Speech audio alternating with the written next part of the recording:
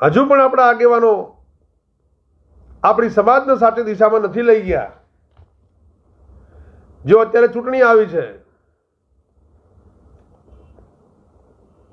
લોકસભાની, અને આપણો ઠાકોર સમાજ લખવાનું ચાલુ કરશે કે ઠાકોર સિવાય કોઈને મત નહીં, મહેરબાની કરી સોશિયલ મીડિયામાં આવું કોઈ સ્ટેટમેન્ટ આપે નહીં, આવી કોઈ પોસ્ટ મૂકે નહીં, અને આવી કોઈ પણ જાતનું લખાણ કરે નહીં એવી વિનંતી કરું છું. કારણ કે આ તમારા એક સ્ટેટમેન્ટથી, માનસુમજી થેન્ક યુ ભાઈ, તમારા એક સ્ટેટમેન્ટથી સમાજને ઘણું બધું નુકસાન થાય છે. એટલે ઠાકોરને ટિકિટ મળવી જોઈએ, ઠાકોર સિવાય કોઈને મત નહીં, આ સ્ટેટમેન્ટ બધા બંધ કરી દેજો. કારણ કે એક હાથે તાળી ક્યારેય વાગવાની નથી, અને બીજું કંઈ આગળ કહેતો નથી. એટલે શાનમાં સમજી જજો, કાનમાં કહેવાની જરૂર મારે ના પડે. આવા સ્ટેટમેન્ટ કોઈ ભાઈ કરે નહીં. મને આજે જાણવા મળ્યું કે એમસી દ્વારા,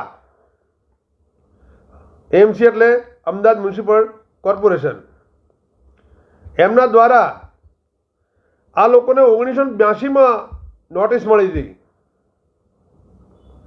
અને એ નોટિસનો જવાબ પણ આ લોકોએ આપ્યો હતો. પણ આગળ શું થયું મને ખબર નથી. એના માટે આપણે આરટીઆઈ કરી અને એની ડિટેલ મંગાવશું આપણે. કારણ કે આંખો બંધ કરીને ચાલવાથી આપણે ક્યાંક ભટકાઈ જઈએ, એટલે આંખો ખુલ્લી રાખીને જ ચાલવું પડે આ બધા કામમાં.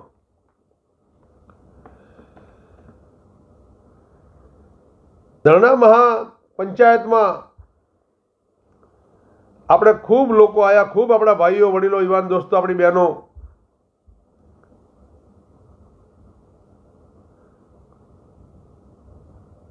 સમાજના દુઃખમાં ભાગ લેવા ખૂબ જ લોકો આવ્યા. એ બધાને હું ફરીથી ધન્યવાદ આપું છું, અને એમના મા બાપને પણ ધન્યવાદ આપું છું. એટલે સમાજ આપણો ભોળો છે. તમે જુઓ, ગુજરાતની અંદર બીજી કોઈ સમાજ એવી પોસ્ટ મૂકતું હોય કે મારી સમાજને ટિકિટ મળવી જોઈએ, મારી સમાજને, સમાજ સિવાય કાંઈ વોટ નહીં, આ બધું બોલવાથી આપણી સમાજને ઘણું બધું નુકસાન જાય છે. એટલે બધાને વિનંતી કરું છું કે એક પણ સમાજનો વિરોધ ના કરશો, તમામ સમાજોને સાથે લઈને ચાલો. હવે ડાયા થઈ જાઓ, બહુ ખૂબ ડાયા થઈ જાઓ, ખૂબ ડાયા થઈ અને હવે આગળ ચાલો. ઊંધું ગાલીને દોડવાથી ગમે તે આપણે ભટકાઈએ છીએ, અને ખોટા સ્ટેટમેન્ટથી આપણે ઘણું નુકસાન પણ આપણી સમાજને થાય છે. એટલે મારે કહેવાનું, એટલે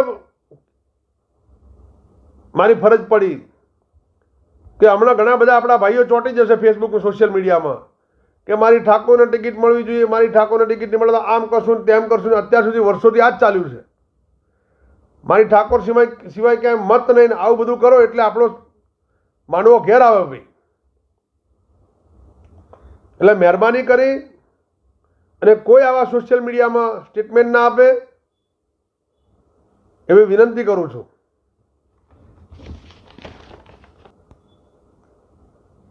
રામજીભાઈની ચાલીમાં જે આપણા 153 મકાનો અને 750 પરિવાર જે ઘર વિહોણો થયો છે, એમાં ચાંદખેડા ખાતે 52 મકાનોની ફાળવણી કરવામાં આવી છે, ફક્ત 52 મકાનોની. અને એ 52 મકાનોની અંદર જ્યારે આ લોકો જોવા ગયા ત્યારે અંદર દારૂના પોટલા પડેલા, આજુબાજુ ન્યુસન્સ એટલું બધું કે અહીંયા જાનવર પણ ના રહી શકે. એટલે સરકાર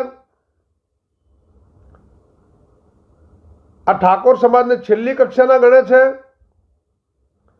આ સમાજને ઘેટા બકરા સમજે છે આ સરકાર? કે ઠાકોરોને ગમે ત્યાં ખૂણામાં ઘાલ દો, ઠાકોરો પડ્યા રહેશે? તમે તો રાજ કરતા અત્યાર થયા, બાકી ઠાકોરોનો ઇતિહાસ જુઓ. ઠાકોરોએ માથાથી માંડીને બધું જ ખુમાર કર્યું છે બીજાની ભલાઈ માટે. પણ આજે અમારો બજારો બાપડો એટલે ઠાકોર છે કે અમારા આગેવાનોમાં પાવર નથી, અમારા આગેવાનોમાં દમ નથી. અમારા આગેવાનોને ફક્ત ને ફક્ત રાજકીય પાર્ટીઓની ગુલામી, નેતાઓની ગુલામી સિવાય કંઈ ધંધો નથી. એટલે આજે અમારો સમાજ બચારોને બાપડો થઈ ગયો છે.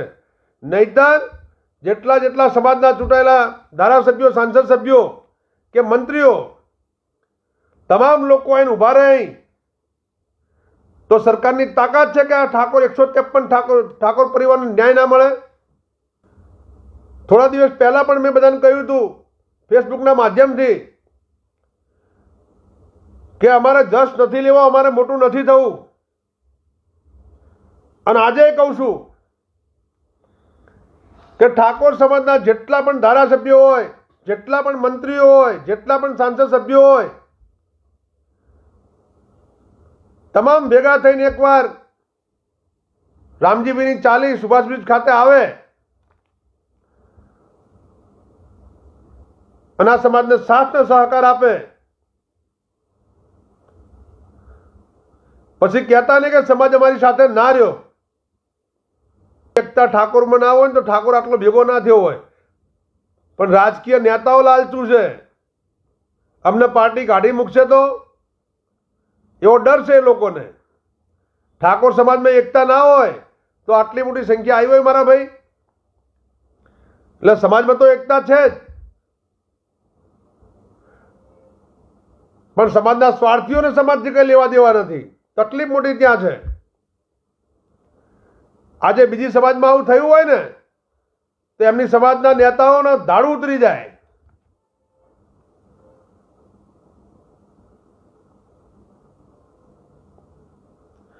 હું તો મરી જઉં તો પાછો ના પડું. જાદવભાઈ કદાચ મોત કાલ આવતું હોય તો આજે આવે અને હમણાં આવતું હોય તો અત્યારે આવે. પણ મને સત્ય સિવાય બીજું કંઈ ચાલતું નથી. મારે ક્યાં ભાઈ ચૂંટણી લડવી છે કે મારે બધા રાજકારણમાં જવું છે? જીવાશે ત્યાં સુધી સમાજની સેવા કરીશ.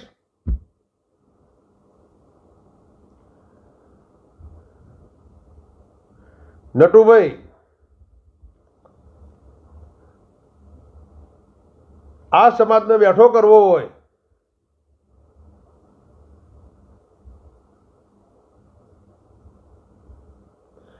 આ સમાજને મજબૂત કરવો હોય, આ સમાજની તમામ પ્રકારે પ્રગતિ કરવી હોય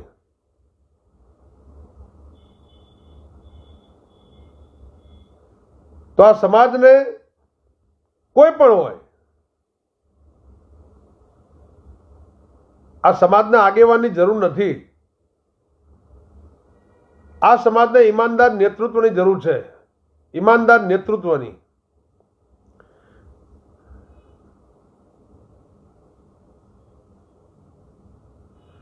પ્રવીણભાઈ, હું મરી જાઉં તો હું બોલ્યા પછી બીજું ક્યારે બોલતો નથી.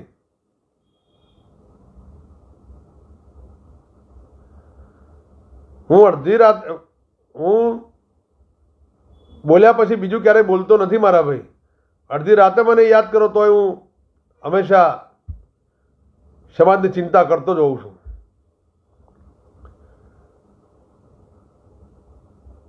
બાળા સાહેબ ઠાકરે કોઈ દિવસ સરપંચની ચૂંટણી નતા લડ્યા,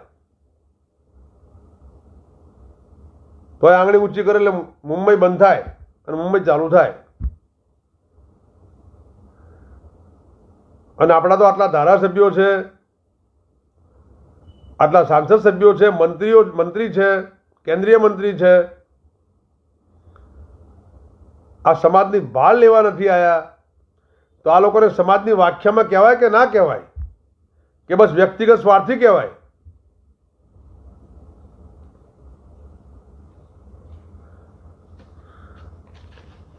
એટલે સરકારને પણ વિનંતી કરું છું કે ઠાકોર સમાજ ઘેટા બકરા નથી, એમને એમનું યોગ્ય સ્થાન મળવું જોઈએ.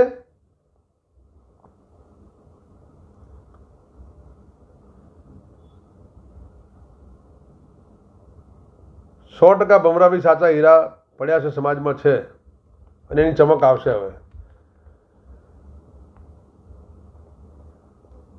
એટલે હજુ ચૂંટણી જાહેર થઈ નથી, આચારસંહિતા લાગી નથી, હજુ 2-3 દિવસ સરકાર પાછળ છે. એટલે આ લોકો માટે કંઈક એવો નિર્ણય લો કે જેથી કરીને તમારાથી અમારો ઠાકોર સમાજ નારાજ ના થાય. આજે સમગ્ર ગુજરાતનો ઠાકોર સમાજ નારાજ છે. એટલે આ લોકોને જો ન્યાય મળી જશે, હજુ 2-3 દિવસ તમારી પાસે છે, હજુ આચારસંહિતા ચૂંટણી જાહેર નથી, આચારસંહિતા લાગી નથી, હજુ સરકારને કંઈ પણ નિર્ણય લેવો હોય તો લઈ શકે છે. એટલે આ સમાજને ન્યાય આપો, આ સમાજનો હકને અધિકાર આપો, આ સમાજને ડિક્લેર કરો કે આ જગ્યા નહીં, ફલાણી જગ્યા, બાજુમાં સાઈડમાં જગ્યા ઘણી બધી પડી છે. સરકાર કંઈ એલાન કરે, કારણ કે અત્યારે તમારી પાસે સમય નથી, મને ખબર છે, પણ એલાન કરવાનો તો સમય છે.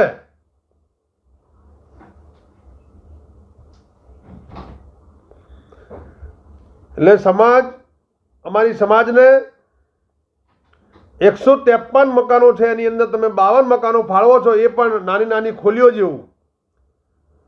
એક જણને 5-5, 7-7 પરિવાર હોય. એક કામ કરો,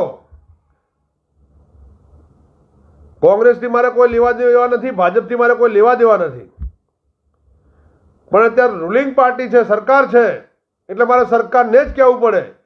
કારણ કે કોંગ્રેસ તો અત્યારે ગુજરાતમાં ક્યાંય છે જ નહીં, દેશ કેન્દ્રમાં પણ નથી. જો ભારતીય જનતા પાર્ટીના નેતાઓને ચાંદખેડા રહેવા જવું હોય તો આ ઠાકોરો સ્વેચ્છાએ તમને મકાન આપી દેશે. એક દિવસ રહી જુઓ.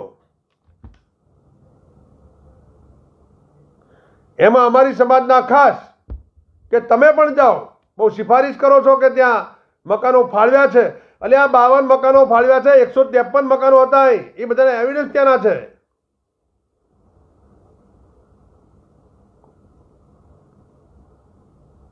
કેવી રીતે ત્યાં સમાવેશ થાય સમાજનો? અને 52 મકાનો પણ નાની નાની ખોલીઓ, એક રૂમ રસોડાવાળી.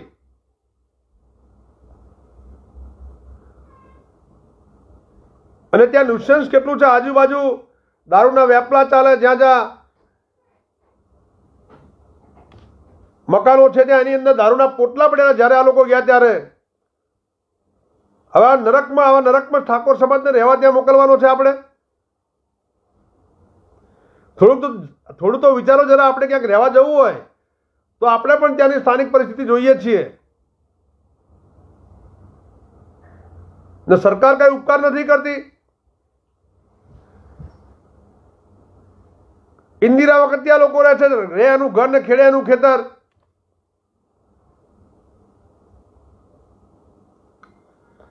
એમની પાસે સજ્જડ પુરાવા છે, પરંતુ સરકારને કઈ વિકાસમાં જો કોઈ જગ્યા જોતી હોય તો આમની વ્યવસ્થિત જગ્યાએ 153 મકાનો ફાળવી દે, 3 રૂમ રસોડાના. બાકી ગુજરાતમાં, સમગ્ર ગુજરાતમાં ઠાકોર સમાજ નારાજ છે ને છે.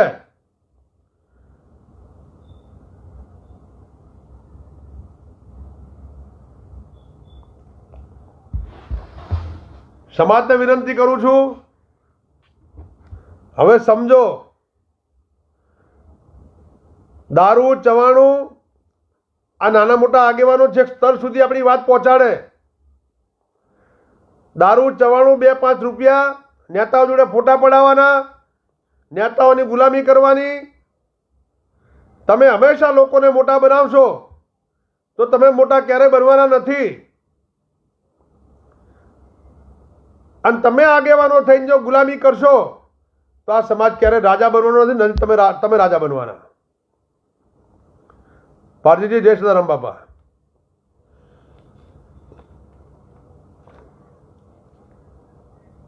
એટલે આગેવાનોને, ભારતીય જનતા પાર્ટીના આગેવાનોને હજુ પણ એકવાર રિક્વેસ્ટ કરું છું કે બધા જ જેટલા ધારાસભ્યો હોય, સાંસદ સભ્યો હોય, જાહેરમાં રામજીભાઈની ચાલી, ખાડિયા, સુભાષ બ્રિજ 153 મકાનો જેના તૂટ્યા છે તેની મુલાકાત કરે અને ખુલ્લે ખુલ્લું એમને સમર્થન કરે. બાકી કાયદાની ભાષા ના શીખવાડશો કે જે તે વખતે એ જગ્યા આપી દીધી છે ને પાર્ટીએ પૈસા લઈ લીધા છે. આ બધી વાતો ના કરશો. તમે આગેવાનો થઈને આવું ના કરશો એવી તમને વિનંતી કરું છું. એ બધી બધાને ખબર પડે છે 100%. પરંતુ આ લોકોને કઈ યોગ્ય જગ્યા તો મળવી જોઈએ કે નહીં, કે જે દારૂના આજુબાજુ વેપલા ચાલતા હોય, જ્યાં મકાનો પડ્યા એમાં દારૂના ઢગ વળ્યા હોય, એટલે ત્યાં ઠાકોર સમાજનો સમાવેશ કરવો છે અને એ પણ 153 પરિવારના 52 મકાનો. એટલે ઘેટા બકરા પૂરે એ પરિસ્થિતિ આ ઠાકોર સમાજની થાય.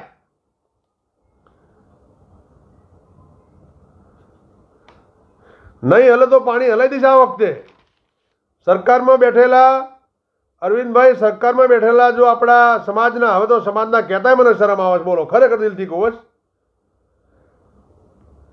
રાજકીય પાર્ટી અને નેતાઓની ગુલામી સિવાય કઈ ધંધો કરતા નથી. અને વાતો બધી સુફિયાણી વાતો કરશે.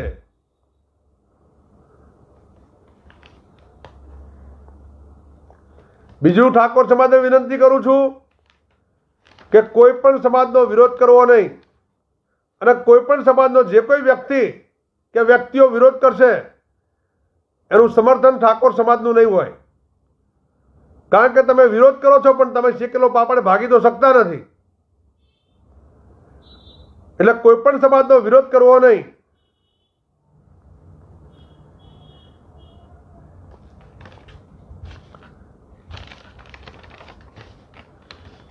બીજું, જ્યારે સભા થાય, મીટિંગો થાય ત્યારે સમાજને શિસ્ત શીખવાડો. સમાજને પ્રી પ્લાનની વાત કરો. સમાજને જે વિષય હોય એ વિષયની વાત કરો.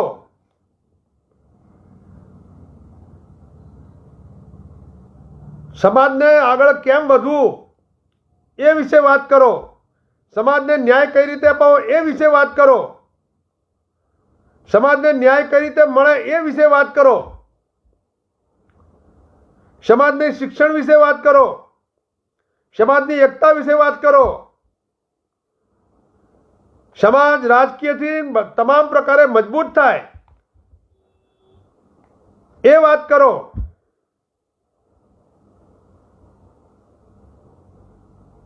પરંતુ સમાજને મહેરબાની કરીને ઉશ્કેરશો નહીં. શેકેલો પાપડ કોઈનાથી ભાગવાનો નથી, આ સ્પષ્ટ કહું છું. એટલે મોટી મોટી અને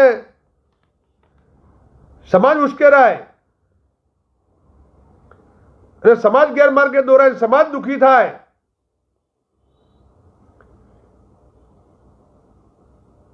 એવી વાતો ભાષણમાં ના કરો એવી સૌને વિનંતી કરું, દરેક આગેવાનને વિનંતી કરું છું.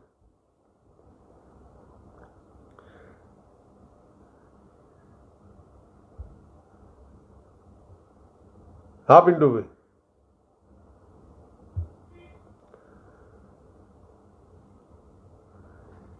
અત્યાર સુધી આપણે ખૂબ ભાષણો કર્યા, ઘણી વાર્તાલાપો કરી. આપણે સમાજને શું આપ્યું મને કહો?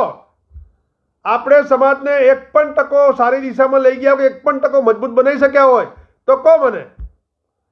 આપણો 0 પોઈન્ટ આવે. બીજી સમાજોના આટલા બધા ઉમેદવારો હોય છે, કોઈ એવું લખે છે કે મારી સમાજને મત આપવો, ફલાણી સમાજ સિવાય બીજી વાત નહીં, અને કોઈ ઉશ્કેરણીજનક ક્યાંય ભાષણ કોઈ કરે છે?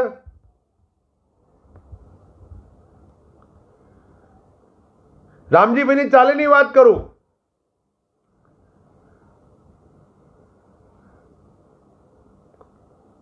જાહેરાત થઈ છે કે આપણે 11 માણસોને જવાનું આવેદનપત્ર આપવા માટે, અને પાછલા બારણે આપણે આગેવાનો થઈને ઈશારા કરીએ, આપણે આગેવાનો થઈને સમાજને ભડકાઈએ, ચલો બધાય. આવું ના કરશો. જે જાહેરમાં બોલો એ કરો. અને સમાજને પણ વિનંતી કરું છું, યુવાનોને પણ વિનંતી કરું છું કે ઉપરથી જે આદેશ થાય, જંગ જીતવો હોય તો જો જંગ જીતવાની રીત તમને શીખવાડું. એટલે તમામ આગેવાનોને કહેવા માંગુ છું કે ઉશ્કેરણીજનક ભાષણો બંધ કરો, શિસ્તમાં અને સિસ્ટમથી વાત કરો, શિસ્ત અને સિસ્ટમની ચર્ચા કરો, સમાજ પ્રગતિ કરે એવી ચર્ચા કરો. બાકી આપણા ભાષણોથી આજે સમાજ દિવસે ને દિવસે પાછળ જઈ રહ્યો છે, પ્રગતિ નથી કરી રહ્યો. આપણે સમાજને કંઈ નથી આપી શક્યા. આપણા ભરૂચ સમાજ રાત દિવસ દોડે છે, દોડ્યો છે ને દોડે છે આજે પણ. આપણે સમાજને કંઈ જ નથી આપી શક્યા. જો સમાજને આપવું હોય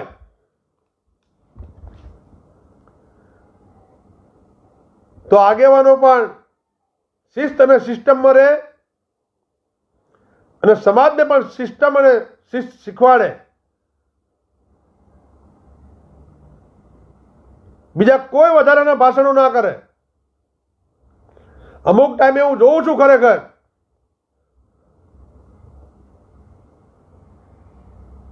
રામજીભાઈની ચાલીની વાત કરું તો 11 જણને આવેદનપત્ર આપવા જવાનું હતું, અને ત્યાં કોઈના ઈશારે એવું વાતાવરણ ડોળાઈ ગયું. આ તો ઠીક ભગવાનની કૃપા.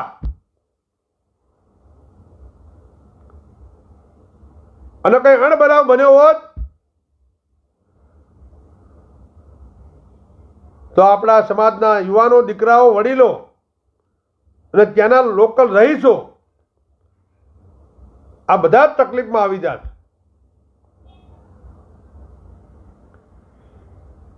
એવી પબ્લિસિટી કોઈએ કરવી નહીં. ગુજરાતના તમામ આગેવાનોને કહું છું કે એવી કોઈએ પબ્લિસિટી ના કરી જેથી કરીને સમાજને તકલીફ પડે, સમાજને કંઈ વેઠવાનો વારો આવે. અને ન્યાય અપાવવાની એ પ્રક્રિયા નથી, એ સિસ્ટમ નથી. જે ભેગા થયા, શિસ્તમાં ભેગા થયા, આપણી જે શક્તિ બતાવી કે તમે એવું ના સમજશો કે ઠાકોરો પાછળ કોઈ નથી. સમગ્ર ગુજરાતનો ઠાકોર સમાજ છે અને કાયમ રહેશે. અને શિસ્ત પ્રમાણે આપણે એની શક્તિ બતાવી દેવાની હોય. બૂમ બરાડા અને હોવા કર્યાથી આ સમાજ ક્યારેય ન્યાય ના મેળવી શકે. એટલે બે હાથ જોડીને વિનંતી કરું છું તમામ આગેવાનોને કે કોઈ ઉશ્કેરણીજનક ભાષણ ના કરે. અને સમાજને પણ વિનંતી કરું છું કે હવે ઘણી બધી સમજણ લઈ લો કે આપણે કઈ રીતે પ્રગતિ કરવી. જો ગુજરાતમાં જેટલો આપણો સમાજ છે એટલો કોઈ બીજો સમાજ હોય ને તો આ પરિસ્થિતિ સમાજની ના હોય. અને જે આગેવાનો છે એમને પણ કહું છું કે તમારી 1000-2000 વર્ષની ઉંમર નથી. કંઈક એવું કામ કરો કે તમને સમાજ યાદ કરે, કંઈક એવા ભોગ આપો કે તમને સમાજ યાદ કરે. ખાલી તમારા સ્વાર્થ માટે જીવશો